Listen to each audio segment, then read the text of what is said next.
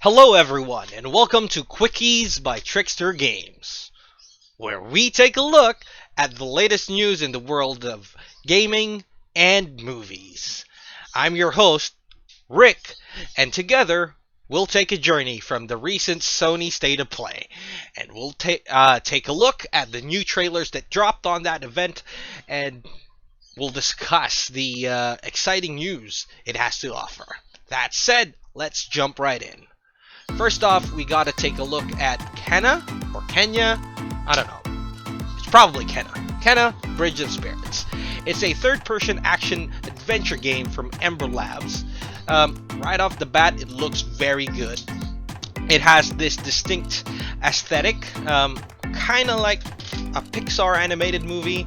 It has the same style on its characters. It looks really good. The gameplay is also seems smooth from the trailer anyways. It seems smooth. It has a distinct feel of how it plays, or how it seems that you're playing Aloy from Horizon Zero Dawn. Remember that game?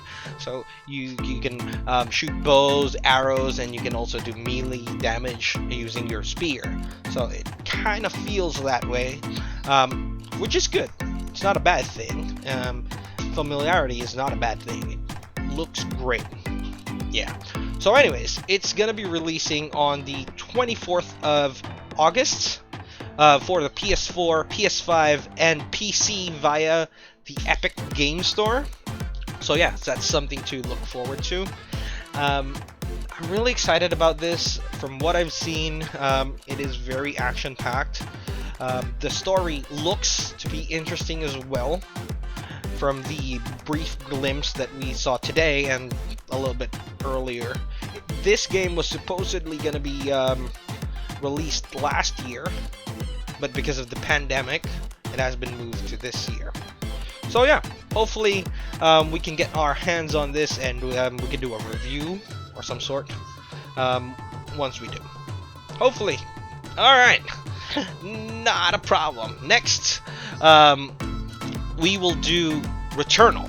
Next is Returnal. Yeah, it's a third-person action RPG from Housemarque. It's very action-packed. Right off the bat, I saw that they are aiming for replayability, right? So, the guy, the narrator on the trailer said that once you die, everything changes. So it's like dynamic. So one playthrough is not gonna be the same as your next playthrough, which is great. However, I'm not gonna be like expecting too much, because CD Projekt Red promised something to that effect as well, like having a unique gameplay for each and every individual. But what we got with Cyberpunk, it's a great game, don't get me wrong, but it's not what we were promised. But hopefully this Returnal will deliver on its promise. It would have a $70 price point at launch. So yeah. The thing about it with this game, though, is it has a very intriguing story as well. Because, like the narrator on the trailer said, you're gonna have to piece it all together.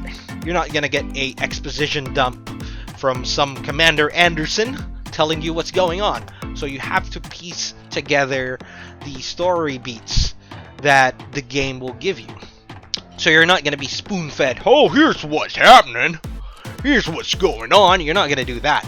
It's gonna be up to you to piece together Celine's story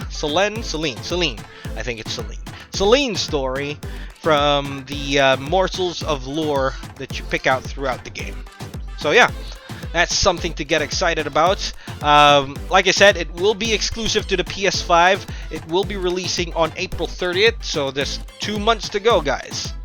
And we'll get our hands on this game. Not me personally, because I still don't own the elusive console, the PS5. But hopefully, by then, we'll see. Hopefully. Oh my god. It's very hard to get one of those consoles. Anyways, next up is Oddworld Soulstorm. Oddworld Soulstorm is a action platformer from Oddworld Inhabitants. It looks good right off the bat as well. It is a platformer, so full disclosure, I'm not a big fan of platforming in any game, man. I remember I played Star Wars The Old Republic, and there is some mechanics wherein you have to do platforming on a game that's not designed for platforming, and I hated those. But yeah, to each his own, I guess, right? So for people who like platformers, this can be something to pick up. They said that you can loot and craft items, so that's gonna be interesting, right? It also has something familiar, so for fans of platformers, it has the whatchamacallit, mind control mechanic, same as what Mario had with Mario Odyssey, where you can flip the hat and then control the enemies. So it has something to that effect. And you also get to control minions, so you get to save like people, and then those like creatures. Like, you get to no people here. You get to save creatures, kind of like what you did with Metal Slug, right? You get to save creatures, and they have their unique talents that they can help you with the obstacles in the game. So an added challenge, an added brain teaser. What's nice about it is that about this game is it is exclusive to the PS5, but if you are a PlayStation Plus subscriber, you can play the game for free. Free game, right? Awesome. It's coming to the PS5 on April 6th. So again, months away. Really near. If you like action, if you like action platformers, this is something to look forward to. Speaking of action platformers, let's move to a 3D platformer, Crash Bandicoot 4. It's about time. It is gonna have a enhanced edition for the PS5. So the PS5, brain fart. So the PS4 version will be ported over to the PS5 with, of course, enhanced graphics, 4K 60 frames per second. We do hear that a lot in games recently, right? Game developers do throw that out and expect us to be excited. But it seems that it would have that 4K 60 FPS from the trailer that they released. So yeah, it also will take advantage of the updated capabilities of the PlayStation 5 with haptic feedback as well as 3D surround sound. So that's really nice. Yeah, it's gonna be really nice to play, and Crash Bandicoot is always a good game to just get lost to. The Insane Trilogy was a great game that released back then, and this was a great game for the PS4 when it came out, and hopefully, and I'm sure that it will also be a great game on the PS5. Alright, with that out of the way, let's go to the next one, which is FNAF, Five Nights at Freddy's. FNAF Security Breach, or Five Nights at Freddy's Security Breach. It's a survival horror game from the legendary indie creator Scott Cawthon. We gotta take a look at it seems like gameplay, but it also seems like a cinematic, but we'll see. It looks good. It is a departure from the classic FNAF games, like FNAF 1, where you just have the screen and you look at the monitors, look at security cameras, CCTV feeds, and all that good stuff, right? It still had that with the pocket watch, or the wristwatch, where it had like a video surveillance thingy. But it looks like a very ambitious game. It doesn't feel like a cheap indie cash grab. It actually looks great. So yeah, full disclosure as well, I'm not a fan of FNAF, but I do like hearing about the lore. I usually just go to game theorists to just listen to MatPat explain the lore to me. So yeah, you can expect that the lore is not going to be directly given to you like in previous FNAF games. You have to piece it together. Alright, we also got to take a look at Deathloop. It's a first-person shooter from Arcane. Yeah, I've been saying this a lot, but it really does look great. It has its own aesthetic. It kind of reminds me of the 70s James Bondish style aesthetic on the video, right? Wherein you have the bullet time and all that good stuff. So yeah, it looks good. It does seem like it's gonna be fun to play with its warp mechanic, right? I especially like this the time wherein he like warped to a place and then shot that dude, and then warped up and shot that dude, and you can even use the warp on your enemy, so that's fun. Deathloop will be releasing on the 21st of May on the PlayStation 5 and, of course, PC. Alright, and I'm guessing everyone clicked on because of this. Final Fantasy Remake Intergrade. Sadly, it's not a sequel. It's not the sequel yet. So it's not Final Fantasy VII Remake 2. It is a Final Fantasy VII Remake Enhanced Edition for the PS5. It looks great. Like, again, I said it looks great to everything, but it does look great. It does have enhanced graphics, load times, and all that good stuff.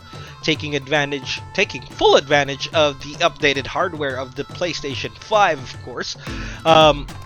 No word yet on the popping textures like we did see on Final Fantasy VII Remake for the PS4. Hopefully they like patch that out or maybe fix that, and this game would look great. They did have it on the website that it has gonna have two modes, performance mode and then quality mode. Alright, so you get quality mode where you can get 4K resolution and really enhanced graphics and all that good stuff, or you can get performance mode where you can get 60 frames per second. So yeah, it's not gonna give you the full package yet. Alright, but that's not what I'm excited about. What I'm excited about is the, like Final Fantasy 15, it's gonna have episodes. And one of the reveals that happened was episode Yuffie, right? Episode Yuffie. This is really exciting for me because it seems that they're gonna be exploring the backstories of where the characters were during the events of Remake, because that's what we gathered from the trailer that was released. I like that Yuffie is a faithful depiction of what her costume looks like and everything, right? I like the Moogle cape that she wore during the beginning of the trailer, because that's the same Moogle cape that she wore in Dirge of Cerberus, the old game shooter wherein you played as Vincent. So yeah, that's great. I was told that there is a character from Dirge of Cerberus that is also present on the trailer. I'm a Final Fantasy. No, I'm not a big fan, but I do like the Final Fantasy series, but I haven't played Dirge of Cerberus, so I can't really confirm it. But there are people that are saying that it seems that the compilations games from the past would have a bigger effect on Remake, even though the director did say that compilation characters are not going to show up on Remake. So yeah, I'm really excited to play episode Yuffie. It seems that it has 2 chapters on its story, and as of right now, we don't know how long these chapters are going to be, gameplay-wise.